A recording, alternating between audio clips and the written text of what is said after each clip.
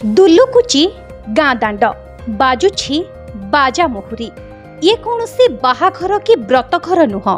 Bhograi block अंतर्गत महेशपुर पंचायतर सरपंच दिल्ली रे जलशक्ति परिमल विभाग द्वारा पुरस्कृत होइछन्ति, जोथिपाई एसबुर आयोजन करा जायछि।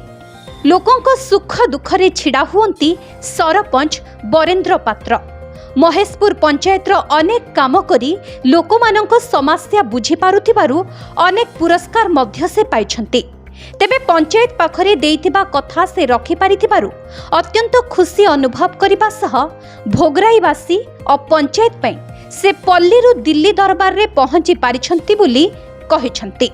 जब महेशपुर भली गोटे छोट पंचायत को लेकिन दिल्ली दरबार में छिड़ा करवा सी हूँ मो पंचायतवासी समस्त भल पाइबा एवं आदर स्नेह एवं आमर कर्म से पहुँचे। ये संघर्ष आज्ञा मोर दीर्घ 3 वर्षर संघर्ष कौन दलगत निर्विशेष समस्त मत सहयोगिता कर।